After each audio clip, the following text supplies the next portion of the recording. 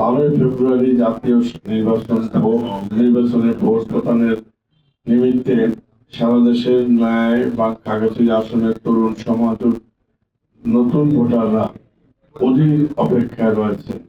তবে খাগড়াছড়ির সর্বস্তরের ভোটাররা তাদের পছন্দের প্রার্থীকে নির্বিঘ্নে ভোট প্রদান করতে পারবেন কিনা তা নিয়ে বর্তমানে জনমনে গভীর সংশয় ও উদ্বেগ বিরাজ করছে।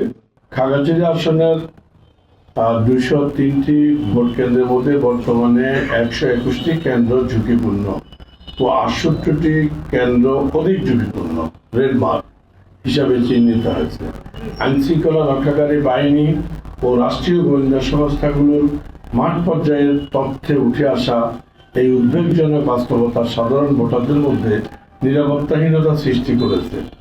জুলাই অভ্যুত্থান পরবর্তী সময়েও একটি মহল আন্তর্জাতিক ষড়যন্ত্রের নীল নকশা বাস্তবায়নে পাহাড়ে সাম্প্রদায়িক দাঙ্গা উস্কে দেওয়ার অপচেষ্টা চালিয়েছিল, কিন্তু শান্তিপ্রিয় পাহাড়ি বাঙালি জনগোষ্ঠী, সেনাবাহিনী ও প্রশাসনের সুসমন্বিত প্রচেষ্টায় সেই ষড়যন্ত্র নস্যাৎ হয়েছে।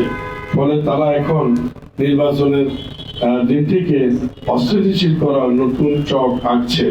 সাংবাদিক বন্ধুগণ, নির্বাচনের তারিখ নিকটবর্তী হওয়ার সাথে সাথে খাগড়াছড়ি সদর, মহেশখালী, পানছড়ি, লক্ষ্মীছড়ি, দিঘিনালা ও রামগড়ের দুর্গম অঞ্চল সহ পাহাড়ের সশস্ত্র সংগঠনগুলোর নিয়ন্ত্রণাধীন এলাকাগুলোতে স্বাভাবিক নির্বাচনী পরিবেশ বিঘ্নিত হচ্ছে।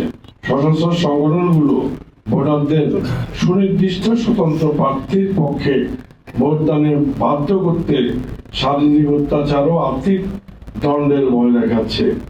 এছাড়া অবৈধ অস্ত্রধারীরা স্থানীয় হেডম্যান, কারবারি ও জনপ্রতিনিধিদের সশস্ত্র সংগঠনের নির্দেশ মানতে চাপ প্রয়োগ করছে। পাশাপাশি সামাজিক যোগাযোগ মাধ্যমে বিভিন্ন ভীতিমূলক প্রচারণা চালিয়ে আতঙ্ক সৃষ্টি করা হচ্ছে।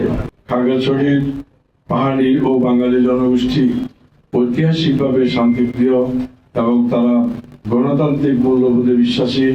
আমরা দৃঢ়ভাবে বিশ্বাস করি, রাষ্ট্র, প্রশাসন ও সচেতন জনগণ সম্মিলিত পদক্ষেপ নিলে খাগড়াছড়ি জেলার কোনো ভোট কেন্দ্রই অপশক্তির দখলে যাবে না।